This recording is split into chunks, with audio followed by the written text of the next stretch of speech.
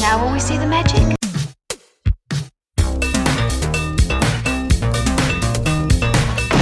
All right, where's Murray? Okay, who is it? This is Jesus, kid. Know then that it is the year 10,191. Yes, we are bored. We're all bored now. Hi, good night. Good night. Hello, and welcome to Mary vs. the Movies with your hosts, Mary Jones. And Dennis Lang. And Dennis finally got a new arm for his microphone, so you can actually hear him. Can you? Yeah, I can actually hear you. I'm right over here. Yeah, so, yes, each week we are taking on a film from the 1980s that I have never seen, despite being alive in that decade, although very small. I'm going to try to guess what I think the movie is about, and then we go watch it and I respond to it. This is episode 11, and we are watching a film that neither of us has ever heard of. We are in the dark. We are completely in the dark. This is a film called Honky Tonk Freeway.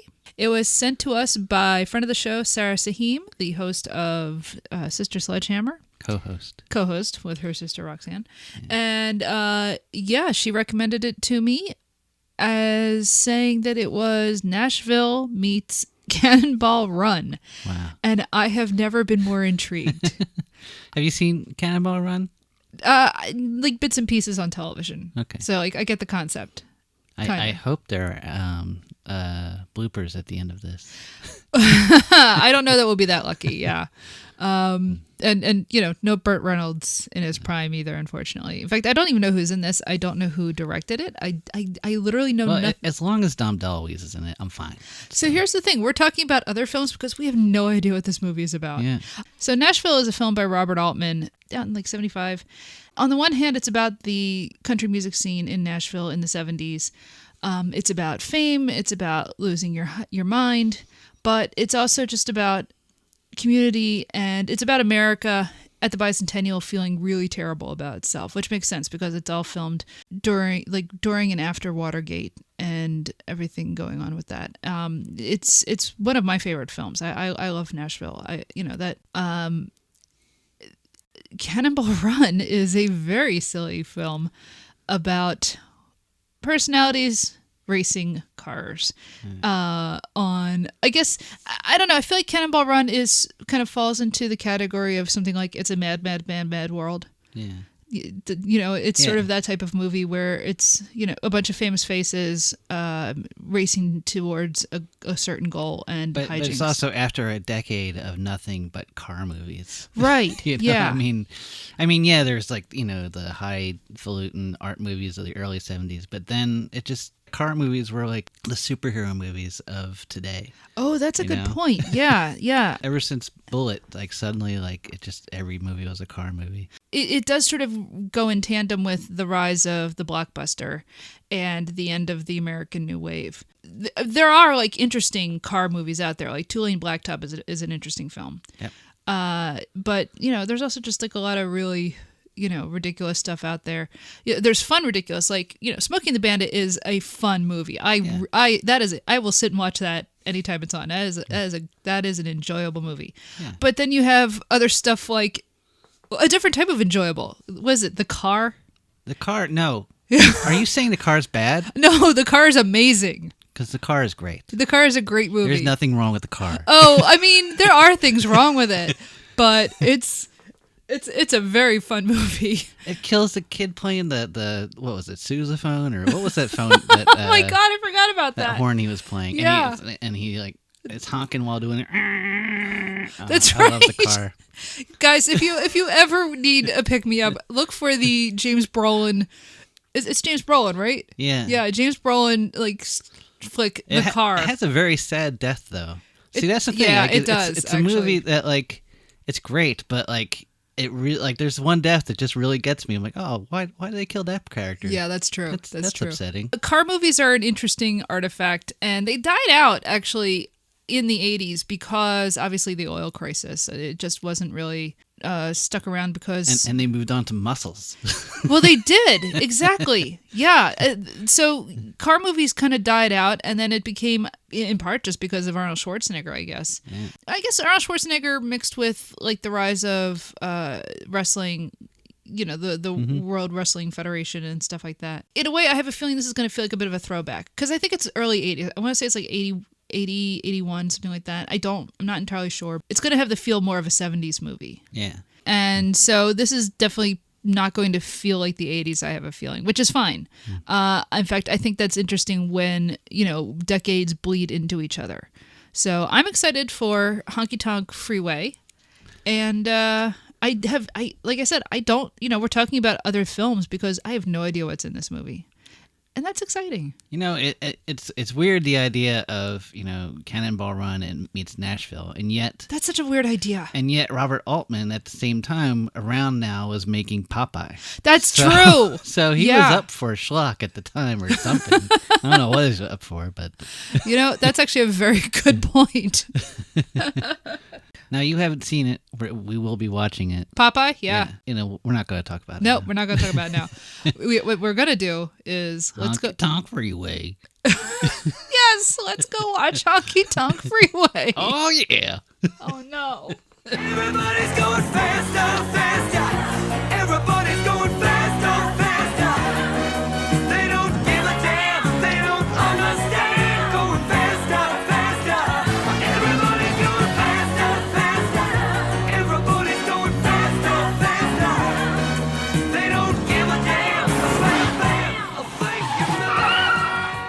I don't know how I feel about this movie. Yeah. It's not a good film, but I've seen many, many worse films. It has some charms. It has some big problems. I don't want to say big problems, but like... I feel like it could lose 5 storylines. Oh my God, there are so many storylines in this dumb movie. So now I understand what Sarah meant when she said it was Nashville meets Cannonball Run. Because that's what it is. That is definitely what they're going for. You know, it is a satire of American life at, 40 years ago. The premise is a small town in Florida is, how do I put this? Once upon a time, there were no highways in America. There were just roads. And you would take roads to wherever you were going, and you would go through lots of little towns, and you would just pull over and stay there the night and maybe see whatever weird things were there in the town along the way. Usually dinosaur-shaped. Well, yeah, there was often dinosaur-shaped stuff or giant balls of twine or, visit our local safari park. And starting from, I guess the 1950s with Eisenhower, the country started to build these giant highways across the country, interstates. And when you do that, you decide where people get on and off, what towns are worth diverting traffic to and what isn't. And a lot of local economies dried up. If you weren't on the highway, you lost all your traffic. And this has been a problem for the last, 70 years. And it has really reshaped how the United States looks. So, take that and make a movie about that and try to make it into a comedy. Satirizing small towns in America, but also people who drive across the country going to, say, Florida for whatever reason. And you end up with this movie. And try to satirize everything. Everything. There's like so every character much. you could think of. Oh God, there's just too much going on in this movie. And because there is this whole country music soundtrack between that and the poking fun at certain parts of America, I understand why people would think about Nashville. There are all these different storylines that eventually converge at the end, but it's just too much. It's not as nimbly done as an Altman film. And of course, it's without a lot of his artistic flourishes, overlapping conversations and things like that. Right. It's a weird movie because it's very broad, and yet there are these little sparks of what could be a really interesting film peppered throughout it. The thing that really blows my mind is two things. One, this movie was written by a guy named Edward Clinton, and the only other thing he ever wrote was like he wrote for The Tonight Show with Jay Leno. Oh boy. Yeah. But so that's his only other credit is writing for Jay Leno. Ugh. But the director, this blew my mind. The director is John Schlesinger. He was a great director at one point. You know, he directed Midnight Cowboy and Marathon Man, Billy Liar, Sunday Bloody Sunday. He came out of the British kitchen sink / like British New Wave post-war filmmaking. You know, he had this like really great career, and then he made this. And I don't know if it entirely... I think just the dumb look on Beau Bridges' face just knocked it out of him. Yeah. There's Beau Bridges telling a story about a carnivorous horse, and goodbye, John Schlesinger, so much for your career. So it stars William Devane as Kirby T. Kalo, who is the mayor / owner of the biggest local hotel / Baptist preacher at the largest church in town of Ticklaw, Florida. And William Devane, I mean, he's been in lots of things. He's well known and still working, as far as I know. So he is the mayor of a small town of Florida called Ticklaw, a tourist town on the way to Miami, where he has a hotel, and there is a safari park, and just like a small town. At the park, there's a lion, there's an elephant named Bubbles that they insist can water ski, although an ongoing theme of the film is trying to get this elephant to water ski and it never quite being successful. And it's a real elephant. It's like a juvenile elephant. So that's very uncomfortable to watch.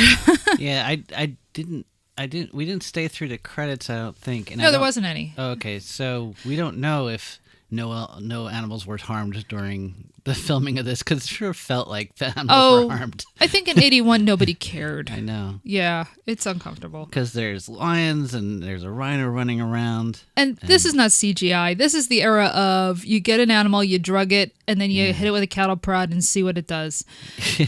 Anyway, the whole problem with this poor town is that there's a new freeway opening in Florida, and they don't have an off-ramp. The next off-ramp is 30 miles down the road. This can kill a town. Dennis and I take a lot of road trips, so we understand what happens if there's no off-ramp. You just don't go and visit a place. Yeah. And this town's going to die. This freeway is not honky tonk enough. No, it is not. So what he does is he goes to the planning commission in Florida for the highway, and he says, "Look, what do I got to do to get an off-ramp for my town? We have a resort, we have all kinds of things here. This town's going to die if you don't put anything in." And the commissioner's just like, "Well, you got to bribe me." And so the mayor does kind of the sensible thing in that he organizes for the town like a big to-do, parades. Yeah, and all these happy people come out with their Confederate flags. And oh, I know. Yeah. Again, it's a different... No, I guess it's not a different era. They throw like a big carnival festival thing to raise money in order to essentially bribe this official so that they can have an off-ramp and keep their town alive. And naturally, the official takes the money and then says, "We will absolutely be building this off-ramp," and does not. In fact, he tells the one person who was a witness to the conversation, "You never saw any of this." So, of course, when the mayor finds out, he is furious. And rightly so. You did the underhanded thing that everybody knows you have to do. You bribe the guy, and then he just pockets the money. It's just like, well, what am I supposed to do here? That's the one storyline. Now we come to all of the other storylines, because the rest of the movie is going to intercut between that ongoing problem, and here's a bunch of different people who are making their way towards Florida, and the film will eventually place them in Ticklaw. We cut to New York City, and it's cold, and it's snow. It's January there, and we come across two bank robbers. The one guy looked familiar, the larger guy. Oh yeah, no. No. If you ever watched Law and Order, you know exactly who that is. That's George Dunza, or however you say his name. And he was one of the detectives on like the first couple seasons of Law and Order. Oh. So, I've seen him. And yeah, you've seen him in other things. So it's him and Joe Grafassi, who are these two bank robbers in New York City. And we have a scene of them robbing the bank and making a getaway because they're disguised as sanitation workers. naturally when the cops show up, the first thing they do is arrest a black guy. Yeah, there's this kind of, I guess he's supposed to be homeless or something, and he keeps saying that he's O.J. Simpson. Yeah, that's a little like time capsule. I know. You know that the. Then we cut to Chicago, and we have a copy machine repairman played by Beau Bridges. His passion is writing a children's book, and he has 2 kids and a wife who hates him. The kids seem to love him, but the wife just absolutely loathes him. And here's the thing. I feel bad, but he's really annoying. He really is. And I kind of get it, because when his whole thing is he writes children's stories on the side. About is it a carnivorous mule or Carnivorous pony. Pony, yeah. Yes, called Ricky the Carnivorous Pony. Yeah. Which is, kind of weird enough, but, I could see that being pulled off. But he's just so irritating in the way that he is telling the story to his kids, and he's mugging the whole time. And I did not find it charming. And then he pretends to eat their fingers off. Yeah, and the wife is just like, your stories are sick and I hate you. She's like, you're not funny. He's like that kind of thing. And we know that the end of his little sequence is that he has to go to Florida. We're not told why. Here's the thing. This movie was apparently originally 3 hours long. And so there are all sorts of details that never get explained that probably exist in the 3-hour cut that we'll never see, because this film was a bomb. I mean, we are talking like Tsar Bomba of comedy films. This film went into theaters for 1 week and was pulled by Universal because they had all sorts of issues with money, and they were angry at who knows what. I tried reading the story, and I just got the sense that Universal just didn't want this thing to exist. I think Universal spent more money on creating a memory eraser ray to erase it from all Americans' memories, because we had no idea. We're like, what are you talking about? Oh yeah, This, like, what is this? I have never heard of this film. It's full of stars. It's full of people we've heard of. The next storyline we come across after Beau Bridges is Beverly D'Angelo, who is a waitress in Paducah, Kentucky. Her mother has just died, and she's going to take the ashes down to Florida with her because she and her mother would always go on vacation there. It's really kind of a sweet story. Yeah. And it feels a little out of place in this film, which is all very broad characters and over-the-top comedy. The whole thing with her story, though, is this is a woman who's really sad about her mother dying, and she's really good in the role. I mean, she's as good as this film is allowing anybody to be. Yeah. But, she creates a sympathetic character who's actually a character, and you're kind of interested in her story. We cut from her to another storyline. There are 2 nuns who are on their way to Florida, and there is, an older nun who is constantly berating this novice who she's obviously not sure that she wants to be a nun. And that is a whole ongoing storyline through the film. Then we cut to Monument Valley, where we meet Howard Hessman and Terry Garr. I mean, Hessman was on WKRP at the time, and Terry Garr was a star. Again, this is not a movie with like nobody in it. Yeah. It's a weird cast, and they have Peter Billingsley as one of the kids. Yes, one of the kids is Peter Billingsley. This is one of the first things I think he did. He's very young here. He's probably like 5 years old or so. The drama with them is that he won't pee in the RV. They're in a Winnebago. Yes. And he won't pee in there. He has to pee at a gas station. They are on this cross-country trip, and the humor of that is between their son won't pee in the bathroom on the Winnebago, and also he and his sister won't stop watching television while they're driving through the beautiful scenery of the American Southwest. So, and the thing is, like, it's so ham-handed. So nowadays, everybody will be on iPads, that kind of thing. Yeah. But they're on like these like portable TVs with like antennas and everything, and like that would have been weird then. Yeah, it would have been weird. You have what's essentially like a big CTR tube sitting on your lap giving you cancer, I'm sure. Yeah. So hopefully they don't want grandkids. Yeah, it's that kind of ham-fisted, the kids today just want to watch TV. They don't care what's going on in the real world. So the other thing is, Howard Hessman in this movie looks uncomfortably like my stepbrother. And that, I saw that right away. I was like, oh, that's weird. Oh, no. Yeah. A person I do not get along with and have not seen for several years, and I'm fine with that. There's just something about that bowl blonde haircut and like the red skin, Yeah. that's just off-putting. Oh, yeah.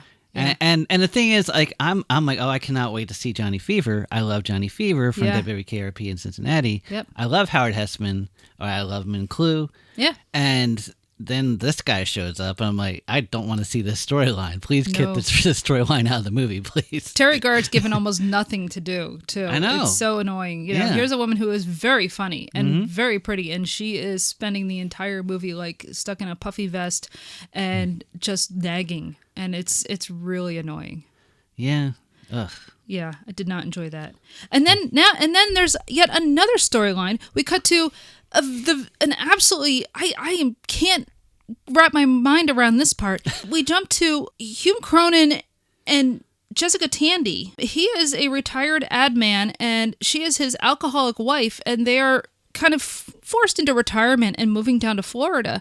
And you have, these two great actors acting their butts off in these scenes of him trying to confront her about her alcoholism and figuring out, how upset he is that he's kind of had to end what he feels is his usefulness in life and being forced into retirement because he's too old. It's very weird because you have these real actors creating characters out of cardboard, but doing a really, really great job, and they're being stuck against, Beau Bridges mugging and biting the hands off of children. They have to put up with, at one point, Daniel Stern, a very young Daniel Stern, as like this cokehead kid trying to go to the Super Bowl. I mean, it's very weird watching them acting in what could be an interesting little drama about this older couple and, the end of life, etc.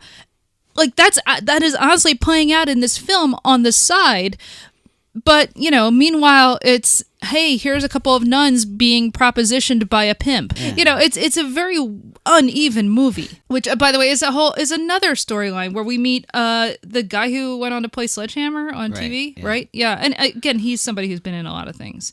He is also on his way to Florida. He has one of his call girls with him, and his whole thing going to Florida is to essentially recruit more women to his business. At one point, everybody is at this one fish restaurant, and that's another thing is there's an ongoing thing where all these people who don't know each other, but we know them because we're watching. They're interacting at different rest stops and restaurants along the way. The film makes it almost like inevitable that they're all going to end up at the town of Ticklaw eventually together. But yeah, it just feels very forced. So there's other storylines, like there's these two car thieves who are stealing cars from several of the characters at different points. Basically what they do is they go and they steal the car, and then they throw all your stuff out of the car, but then they steal it and they sell it, and then they steal another car and they sell that car to like used car lots. There seems to be this recurring theme of like people doing criminal things, but then trying to be moral about it. Because the one bank robber, he's always trying to be nice to everybody. Yeah, it's like nobody's ever really a bad guy, except for the one county commissioner who took the money and didn't give them the rest stop. There's in the 3-hour version, there's probably like he's I don't know. Donating blood at a singer or something. I don't know. No, I think if we're allowed to have one villain, it's that guy who just took the money and didn't give them anything. Okay, and to round it up, because there's already too many characters, isn't there?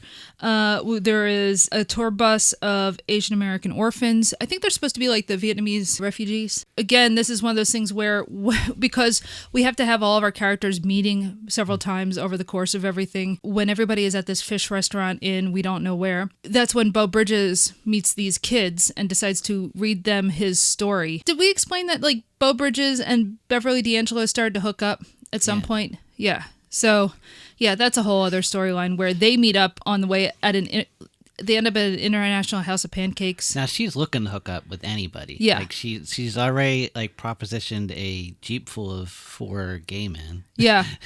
Well, she propositioned, then she realized she was out of her league, and she said, "Enjoy, boys." Yeah, it was rather nice actually. That it was not. It didn't come across as homophobic or anything, which is really good for 81. It really is.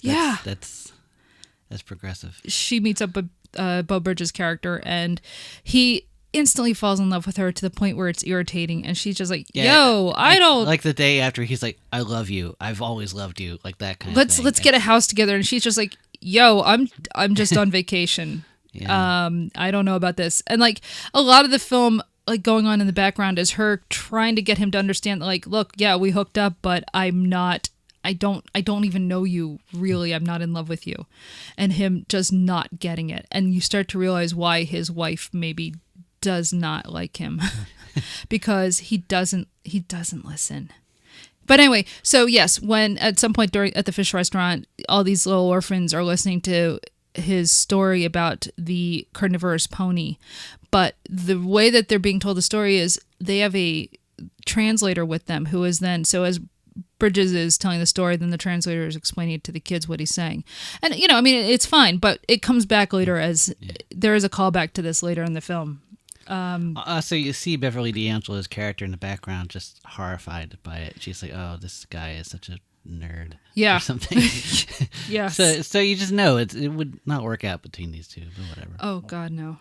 And, we have an aspiring country songwriter who is a truck driver, and he is driving a rhino and 2 lions to the wildlife preserve and picking up girls along the way because, you're a truck driver, that's what you do. So he's driving a rhino and a couple of lions to the safari park at Ticklaw, which is not important until the end of the film. That's the thing. It's on the cover of the film and everything. But it is the poster of the film, but it has nothing to do with anything. Yeah, like it's like they keep cutting back to him, and he's trying to write this song. And he's transporting these animals, and his idea of feeding them is he stops at a truck stop and gets a bunch of hamburgers to feed the lions and fries for the rhino. Yeah. It's that kind of humor. It's sophisticated.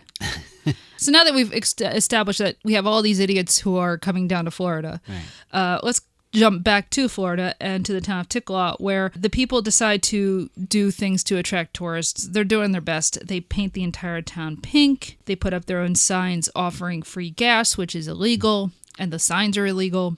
It works. People start coming to the town and it's great. And they're getting free gas and they're checking things out. And then the state hears about it and they're like, you can't put up these signs. You can't give away gas. I mean, so again, they're making this like right after the 79 gas crisis. Yeah. So granted, gas right now is like $3.19 around here. So, I'd take free gas. But yeah, I think it probably was even more resonant at the time. The stuff in Ticklaw works a lot better for me. All of that, small town satire is actually the better part of the film to me. I think partly because it's a lot of characters interacting rather than just 2 characters interacting. Again, they're trying to get Bubbles the elephant to water ski, and it doesn't really work. And the governor doesn't like what the town has been doing to get people to show up, so all of the billboards are cut down. They still don't have an off-ramp. It's, the town is getting scared, naturally. Yep. We cut back to the people coming down, and I mean... Basically, different people are ending up in different cars with each other. Daniel Stern's coke dealer he's getting a ride with the bank robbers at one point. He's getting a ride with the Asian American orphans at one point. He gets a ride, I think, with the nuns, maybe? I don't remember. Yeah, he just keeps car hopping through the film. The Winnebago family is terrible. They get the nuns at one point. Yeah, because nuns get their car robbed. Yeah. So it's that kind of like, it's just like dumb little skits. They're not even sketches. They're skits. Yeah. You were comparing to like SNL. Yeah. Yeah. Especially Winnebago Warriors. Yeah. Yeah, that just felt like just this tired sketch after the second musical act in SNL. It's like, ugh. Oh, the 2 bank robbers, they end up in they go to prostitutes at one point. Yeah. And it's very much like the scene in Fargo. Well, sort of. I mean, it's not like you see them having sex in the same room. Right. No. But it's like Fargo in that you have these 2 thieves who... It's like they have this money and they just have no idea what to do with it. Yes. Like they're just like, oh, well, this is the American dream. We have sex. I mean, yeah. The whole thing with them, now that they have the money, and first of all, they keep it in a garbage bag, which seems foolish. And they go, to buy new clothes, but they're buying clothes at like truck stops. Yeah. It's not great. They're fools. They don't seem to know any better. Yeah. And yes, when they go to visit the brothel and, the one guy, he just doesn't know like what to do with himself. It's, yeah. Like he's so what's his name? Steve Buscemi? Yeah, he's just has a very Steve Buscemi vibe in that, where he's just, I don't know. nervous, and you just know it's not going to work. Well, yeah, he does have like a nervy quality, but he's more of a sad sack than Buscemi in Fargo. But anyway, so the town of Ticklaw decides to take matters into their own hands, and they go and build their own off-ramp. They bulldoze some of the ground, and then they put dynamite and C4 under the highway, and they blow it up. And it's pretty great. Yeah. They blow up a part of the highway and force people into their town. So they actually they hit the plunger, and it doesn't go off, and then the car robbers, the car thieves, drive past. They drive over it, and it goes up. And I thought, I feel like a better movie would have had them blow up. Yeah. Like they get theirs or something. But no, they just get past, and they drive out of the movie. They're the lucky ones. Yeah. And so next thing you know, all of our characters happen to be on the road at the same time, and it's nighttime, and they all are stuck now in Ticklaw because there's nowhere else to go. And the thing is, they're having a great time. The hotel fills up, the lobby turns into a big dance party, and everyone's having a great time, and different people are hooking up with each other. It works for the town. The town is just, the little kids are taken to the safari park at night, and they get to see the elephant, and they're not impressed. They see the lion. They are not impressed. It's drugged up. Yeah, well, yeah. I mean, the lion is pretty tame. But then they finally see a pony, and they freak out. So that's actually a pretty good callback. Yeah, that worked. They're like, oh God, it's the carnivorous pony. Yeah. So that worked out really well. But yeah, so the town's just like, this is it. We're saved. This is great.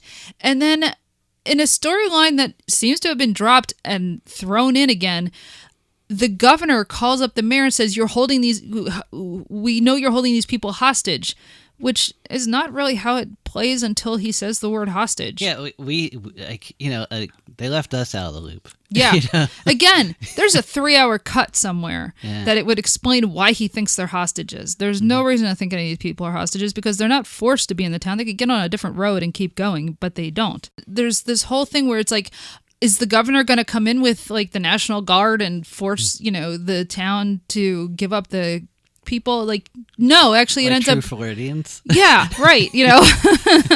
And again, it just kind of resolves with no. Instead, the governor apparently already knows that the commissioner had taken the money and not made. Like, apparently the governor knows what's going on with the off-ramp and the bribe and everything not going through, and the mayor is like, what can we essentially like, yeah, I've got all these people hostage, I guess. What are we going to do? And somehow the governor gets the commissioner to give him the bribe money, and then they use it as a campaign donation, and everything is fine. You're going to get your off-ramp. It's like this kind of awkward thing, like where the commissioner has $10,000 on him. He hands it to the mayor. And the mayor says, "Come here," to the governor, and they walk off. And then I guess he hands them the money, and he's like, "I've changed my mind. They're going to have an off ramp." And it's like, yeah, did we miss something? Exactly. The resolution is very awkward because it definitely feels like we're missing a scene or two that explains what is going on with everybody's. But at least we have a climax coming. Oh my God. Okay, so yeah. Everybody, people spend the night and different people are sleeping with other people because it's 1981 and that's what films do. It's a big party. The next day, everybody wakes up and they're going to get on the road again. Mother Superior's with the bank robbers. Yes. So that's the other thing is, again, because the car thieves have been stealing cars and they have left the scene, the nuns were the last people to have their car stolen, I believe. So they have to figure out how they're going to go on. Well, the older nun ends up with the bank robbers. They're going to give her a ride to Miami. The younger nun, who did not really want to be a nun, and that comes up a couple times in the film, she decides to join the pimp and his girls. Right. Yeah. And at first you see her drive off with them, not wearing her habit anymore. The Winnebago packs up and they're going off. Beau Bridges and Beverly D'Angelo are gonna go, but they're definitely like awkward because she ended up sleeping with Winnebago dad Howard Hessman during the night. It's whatever. All these people are getting back off onto the road, and you figure, well, it's the end of the film and everybody's going and doing their thing. And then out of nowhere, here comes the truck driver with the rhino. What causes him to lose control? Do you remember? He's like, I guess, like reaching down to like, he's distracted. Okay, so basically he gets distracted and then causes... he drives through the detour and then it bridges out. So he jumps over the bridge. Right, yeah. And then right into everyone. When he touches down again, basically the car, the truck slams down and the rhino and lions get loose. And now you have... And all the other cars like flip over. Almost every car flips over. Yeah, the end of the movie is a big car crash with... the dumbest sound effects, like spring noises, like that's boing. Right. Yeah, and, like, what? That felt very 60s like. Yeah. Like one of those dumb, like, late 60s, like madcap, like, wow. Yeah, exactly. Yes.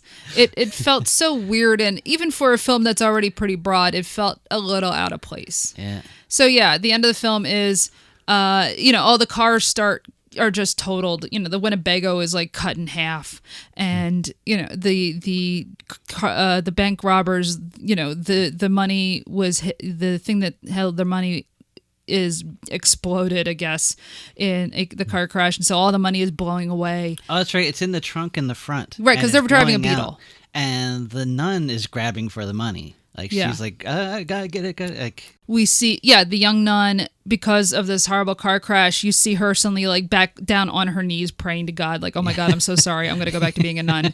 And that's it. And there is actually like a rather sweet little 2 seconds of, you see Beau Bridges trying to pick up the mother's ashes of Beverly D'Angelo's mother and put them back in the urn, and she sees this and is rather touched by the care that he's taking with doing that. So and that's the end of the movie. He's nice for a little bit, but it's not gonna no last. He's gonna be so irritating in 10 minutes, lady. You don't need to do this. And that's the end of the movie. That's it. No, wait, no. What? The end of the movie is the victorious mayor You're is on right. the back of the elephant waving a flag that I think says Ticklaw or something. Oh my God, how could I forget that the actual end of the film is everyone's applauding him. As the elephant is water skiing. If you remember, the elephant is water skiing. Yep. And the mayor is riding the elephant. What? This is not unlike Fitzcarraldo. Where really? Suddenly, out of nowhere, like there's this crazy thing happening on the water and everyone's applauding. Well, that's true. It is a happy ending on the water. I'll give you that. So yeah, that's the movie. Yeah. Would I recommend it to anyone? I don't know. I think you have to be somebody who likes very dumb. There are people I would recommend it to. Yes. I wouldn't recommend it to anyone. Yeah. There are individuals I'd be like, you might enjoy this. Yeah. But I think the general populace, not so much. Yeah, again, it was a huge bomb. It was only in theaters for like 1 week. Most people have never heard of it. There are a couple of scenes where you're like, oh, this feels out of place because it's good. Yeah. Some of the scenes between Cronin and Tandy. The scene where the younger nun wakes up early and goes for a swim in the hotel pool. And it's like this very quiet, sort of very pretty scene of her just kind of allowed to be herself for a minute. Yeah. There's some stuff with D'Angelo talking about her mother and how much she misses her. If you took Terry Garr, Howard Hessman, Peter Billingsley, and the sister, just took it out of the film, put them in their own film, put National Lampoon in front of it. Yeah. You have like a vacation movie right there. Probably the thing that works best is Ticklaw. Yeah, the town. I think because the mayor is he's an interesting character. Yes, and the actor is having a lot of fun with the character. Yeah. He is doing a really fun job playing a very American sort of type of the big talking mayor big talking preacher, like kind of that broad character. If you cast him today, I mean, you could still actually get William Devane, but yeah, if I was going to do this today, I think I would probably have cast maybe like Danny McBride. Okay. Yeah. I think he would actually have kind of the right.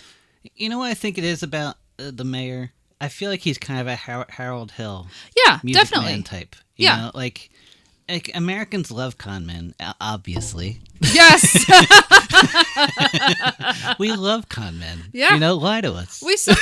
We elect them president occasionally. Yeah. So like that. I think that's what it is about him. It's like, now they're a con man from Florida. I can get into that. Yeah.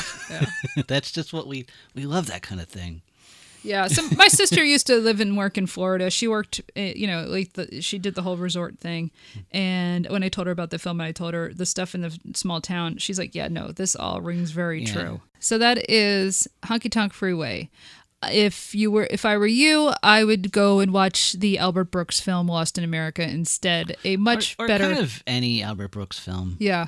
Like the thing is, it's not worthless. No. But it's very uneven. And yet, I'll be honest, if I saw it was on cable, I'd probably sit and watch some of it. Yeah. Yeah. I mean, I've watched worse stuff. All right, so that is our film. Please follow us on Twitter at MaryVSMovies. You can email us at maryvsmovies@gmail.com if you have any comments or questions. I am available on either Twitter or through email. You can always harass me there. Next week, we will be watching the Sean Connery outer space cowboy movie Outland. It's not really cowboy-ish. I thought you called it High Noon in Space. It is High Noon in Space. Well, then how is it not cowboyish? You'll see. All right. Well, that's intriguing. Well, then, listeners, until next time. Don't judge us by this movie. Yeah. Good night.